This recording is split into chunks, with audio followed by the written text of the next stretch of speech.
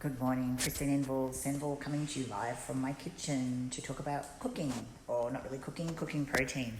So yesterday we talked about me not having shakes and sort of taking it in with other foods. And a couple of people, Anne, who used to do a lot of the recipes for us for international protein, obviously she talked about how she cooked with it, and also Marissa asked, does it affect the digestibility of protein if you cook with it? So that's not an easy answer, because the answer is obviously yes, it does affect it, but sometimes it's for the good and sometimes it's for the bad, and it really depends on the type of protein. So, for example, an egg white. If you don't cook an egg white, it's actually not good for you. The raw egg white that's in the supermarket is pasteurized and it is okay, but if you just crack a raw egg and you eat a lot of raw egg white, there's actually a what they call an anti-nutritional factor in that, which blocks biotin, which is very important to cell repair and reproduction of cells. And if you have too much of that, it basically leaves you deficient in biotin. And I've actually experienced firsthand someone who this happened to very early on in my training career, training down in Melbourne.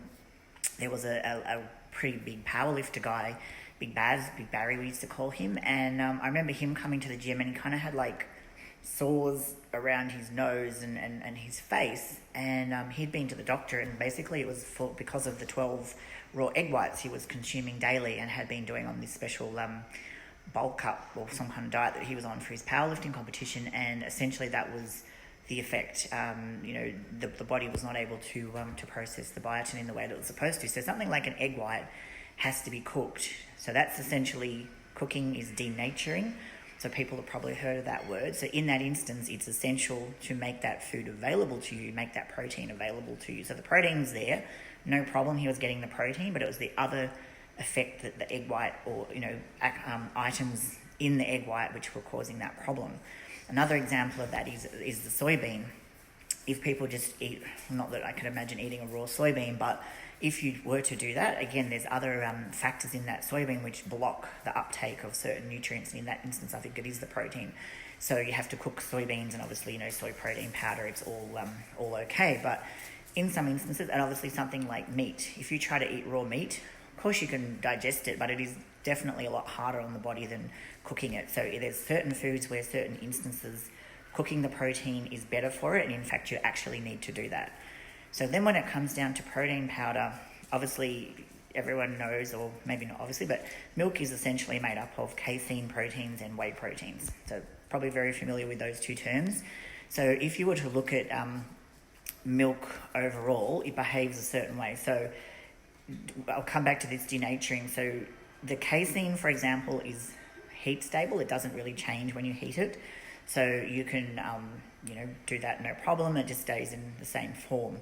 If you acidify casein, and this is where you end up with cheese, cottage cheese, yogurt, that kind of thing, essentially that is the acidity which is denaturing the protein and causing it to change its form, but totally edible. Like you aren't, you're denaturing, but it's not making it in a form that's not able to be absorbed or digested or anything like that. Whey, on the other hand, is totally the opposite. At the low pH, doesn't change, it still stays soluble. However, if you heat whey, it gels, and that is what's called denaturing. So I wouldn't call that an issue. Like, I wouldn't say that's an issue in terms of the digestibility of it if you're just, lightly heating it, turning it into that gel format. As far as how quickly the body is able to absorb that, because obviously whey protein is supposed to be rapidly absorbed, I believe as soon as you start to change that structure, you will change the rate that you can actually absorb it, because your body then has to kind of break down a little bit more of a structure, whereas when it's totally soluble, it's obviously in a liquid form, it's soluble, it's going to be absorbed the absolute fastest. I haven't seen any studies, I'm sure they'll be out there, but I haven't seen any studies on like whether it takes it from a 10-minute to a 20-minute or a 10-minute to a half hour if you're turning it into that slightly gelled form. So that's just kind of a bit of an example of how the different proteins, different conditions will cause them to act differently. Now with whey protein, and I'll come back to that because it's probably one of the most commonly used proteins. So of course, if you were to heat, so people talk about denaturing like it's this, okay, now it's denatured. Now there's obviously like degrees of it. So, you heat something to 75 degrees for a minute. that's one thing. Or you heat it above, I believe it's 80, and then that's when you'll start to get that gelation with the whey protein.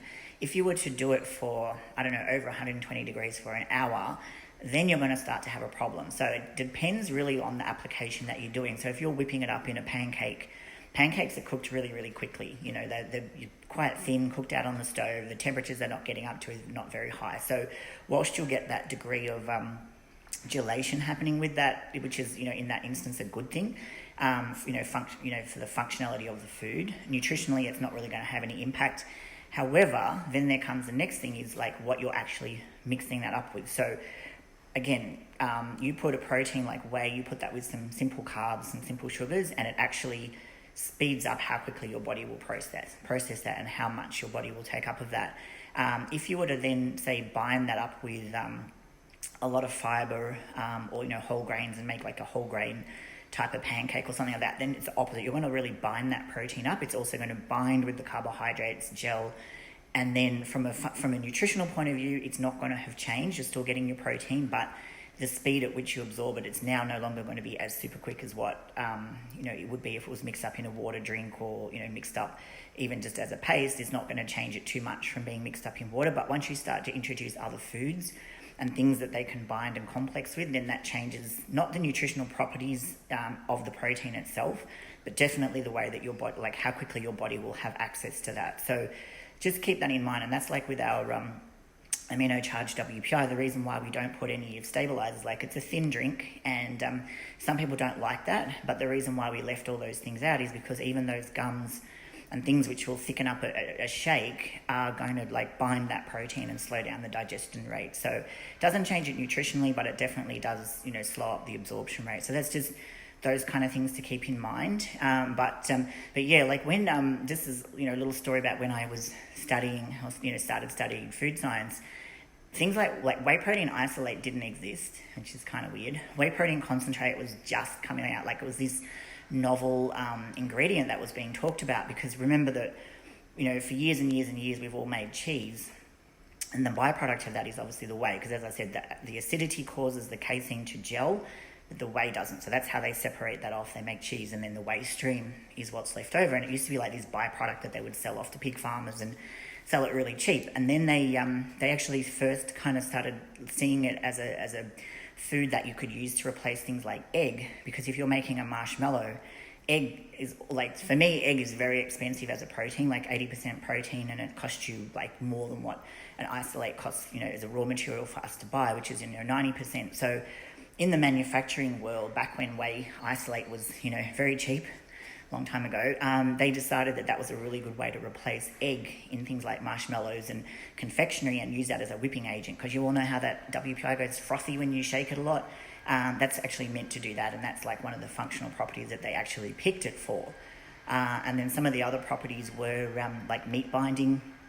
When people make fake meat, they wanted a protein to kind of bind it together. Now soy's always been used in that application, but the whey proteins were actually like that was a use that they had for them before we all went crazy and decided that it was a great nutritional product to create a product of its own. But it was actually the functional properties of that fact that it does gel, the fact that it does bind water, and for example with whey and like milk powders, if you heat them up during processing, when you then cool them back down and use them to make something like yogurt, they actually like hold more water per gram. So it's actually like a good thing to do that. So like that again is like the other side of food science that people probably don't know. Like that, they know that I know about the nutrition, but the actual the chemical and the physical properties of food and how different things change them, allow us to I guess get more out of them, and create all the wonderful textures and things that we see in foods today. So from my mind, we were always taught it's almost like the functionality first, and then the nutritional property is almost a secondary. But obviously now, for whey proteins and that, we're all concerned about the nutritional properties. But long story short, it has to be very severe processing, to really, really change it.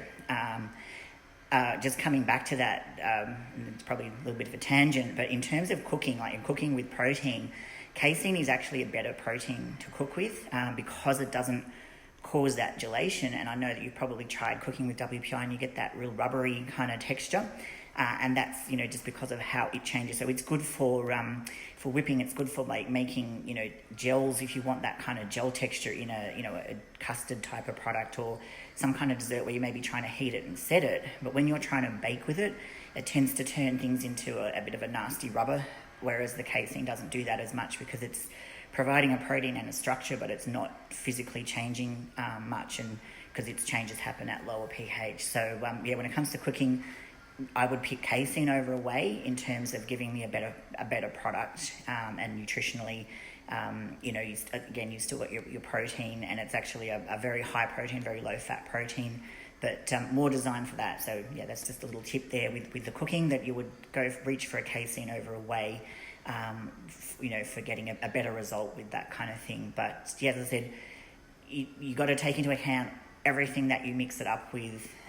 All the different other ingredients, you've got to take that into account, into how it's going to affect the rate of uptake, but the nutritional properties aren't going to be affected with just normal, making pancakes, making waffles. If you were going to go and put it, as I said, maybe a baking temperature and try to bake it for an hour and a half, and I'm not quite sure what you maybe would do that in, but I don't know, there might be something that people do that type of a process.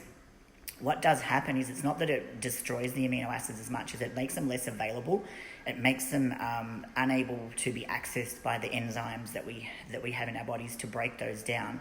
And it's not all amino acids affected equally. It's like certain ones get affected first and then other ones get affected. So long-term cooking will do that. But as I said, it's more about just your body not being able to access them and break them down because of the physical change that's happened to that protein. So anyway, hope this has been interesting.